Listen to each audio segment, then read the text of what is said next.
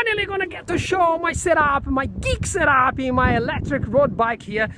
People always asking me, how do you set up the throttle, how to set up your brake cutoff, how do you set up your speed sensor, basic things, but it's a massive challenge when you're setting up in a road bike. The geometry is completely different. In a road bike, everything is so tight, you can't put the speed sensor there. So I actually have to grind this thing off and bring it as close as I could to the frame, right? It's just like the plastic frame that holds the speed sensor. I don't know if you can see here, because otherwise you'd be touching the spokes, man. What about the cutoff, the brake, e-brake cutoff in this thing?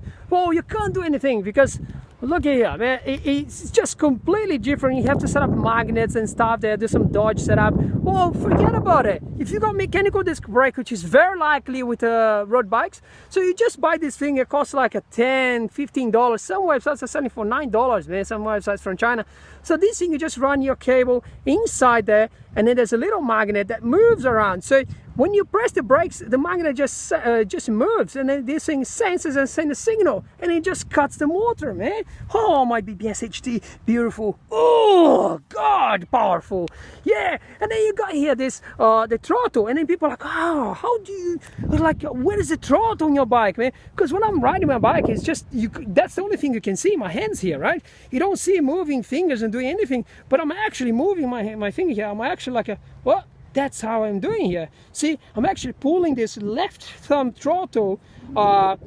See, I actually set up here using a T-joint, like a copper T-joint that use it for like a plumbing and stuff. Same diameter as the handlebar, and then I basically cut this thing off. I'm going to be showing a different video, okay, because I have to unwrap all this stuff here and actually show so you understand.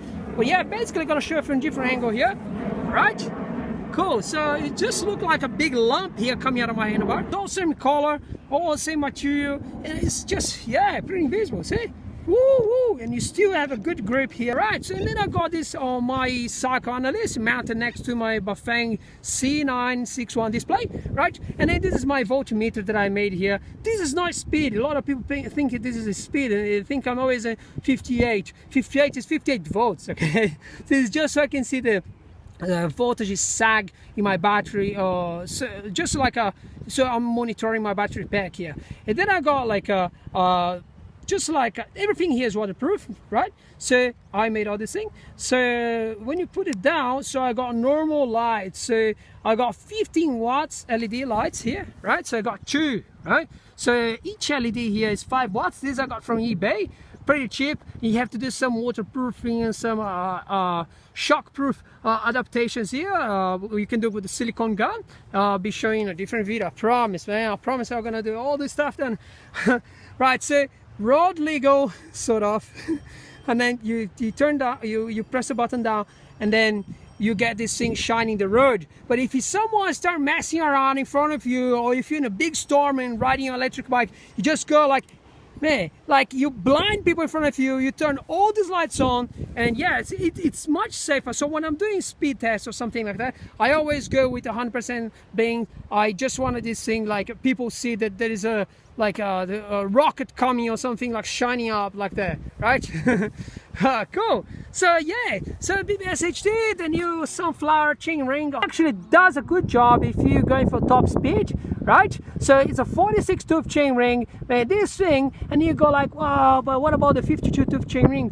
I don't know if your 52 tooth chain ring would be available for this mid-drive, but I can tell you now, the RPM in this thing is much higher than the BBS02, and I'm going much faster with this mid-drive than I did with my BBS02, and much more torque, and it's just like a, wow, man, like it's the dream coming true.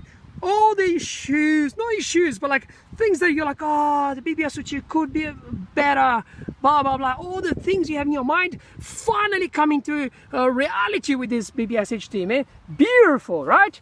So it's just like a normal chain, blah, blah, blah, well, and a massive full face motorcycle helmet. Yeah, man, this thing here protects your face, protects everything, man. It's pretty good, man. And I pay cheaper than a mountain bike helmet. Right, I pay, I think, 120 Australian dollars. In the US it probably be like $99 or something like that. I got this high amperage connector here. Is an anti-spark connector for Luna Cycle. It's thanks to Eric. Yes, it doesn't come with this waterproofing here, right? I've done all that, but yeah, it comes with a nice silicone cable. It doesn't cause this big spark because there's a capacitor inside the motor, so every time you connect here, there's a big spark, and this thing is just destroying the connector. Every time you connect, it's just oh, it's just not good for the connector. Eventually you're gonna have to replace it, right? But now, anti-spark connector, you just connect it. Beautiful.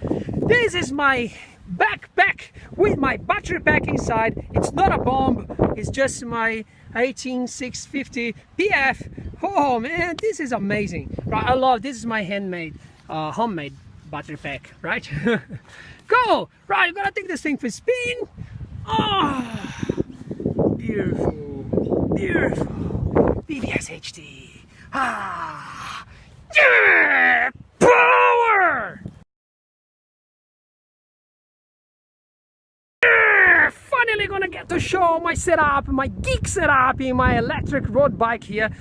People always asking me how do you set up the throttle, how to set up your brake cutoff, how do you set up your speed sensor, basic things, but it's a massive challenge when you're setting up in a road bike. The geometry is completely different. In a road bike, everything is so tight, you can't put the speed sensor there. So I actually have to grind this thing off and bring it as close as I could to the frame, right? It's just like the plastic frame that holds the speed sensor. I don't know if you can see here.